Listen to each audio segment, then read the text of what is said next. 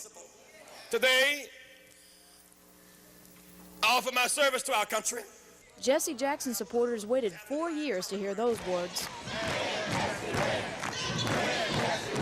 With the announcement in Raleigh, Jackson entered the race already the established leader.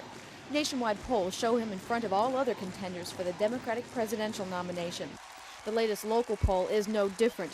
The WCPO-TV Cincinnati Post Ohio poll, to be released Monday, shows Jackson ahead here too. And Jackson organizers are pleased. They say Ohio is an important key to a victory.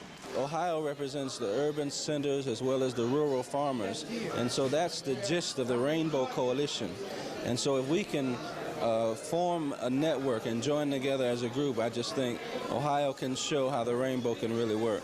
If Ohio is a Jackson key nationwide, Hamilton County is a key statewide. The last time Jackson announced his candidacy, he may not have turned out a winner overall, but he did win Hamilton County. The liberal Jackson edged out Walter Mondale and Gary Hart, despite the Cincinnati area's conservative tendencies.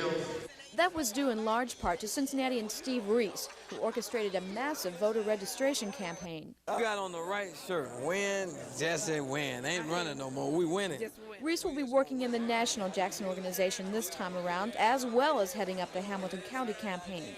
And Jackson's relying heavily on him in our area. He's counting on Hamilton County to kind of anchor the rest of the state as we make our move in Ohio.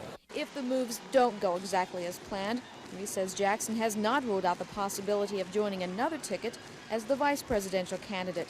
But for now, Reese and the thousands of other Jackson supporters are vowing not to settle for second best. They're counting on spreading their enthusiasm and putting Jackson not just in the top spot on the ticket, but in the White House. In Raleigh, Deb Arnold, Channel 9 News. This was a gala Jesse Jackson supporters had waited 4 years to stage. They weren't going to be denied the opportunity to put on a show. They chanted. Even before the first speaker took the stage, they chanted. And they sang in celebration. They sang with all their might.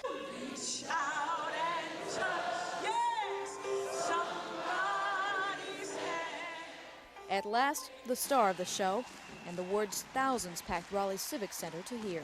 On this day, October 10th, 1987, in Raleigh, North Carolina, I officially announced my candidacy to seek the nomination of the Democratic Party for the office of President of the United States of America. Campaign organizers say what's important about the people gathered here for this announcement is that they came from Cincinnati and from Chicago and Philadelphia and many other cities on their own, at their own expense. This is important, they say. It's the kind of grassroots organization the campaign hinges upon. Steve Reese of Cincinnati is part of that grassroots framework. He's heading up the Hamilton County organization. He's ready to leave today's party and face Jackson's critics, who say, among other things, that since Jackson's never held elected office, he has no real experience. Jesse Jackson, for the last 20 years, has had an unofficial office, almost like the President of the United States. He's met with more world leaders than the President. Mamie Hall is also here from Cincinnati. She says many others will be looking not at Jackson's experience, but at his color. Still, she's optimistic. He will win. He got to. He just must. He will. There's no question about it. Mamie was only one of thousands here today who said America is ready to make history by electing the first black president.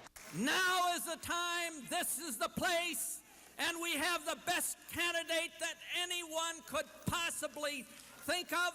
1984, Jackson supporters say, was a chance to change some rules to impact the party. 1988, they insist, is a chance to win.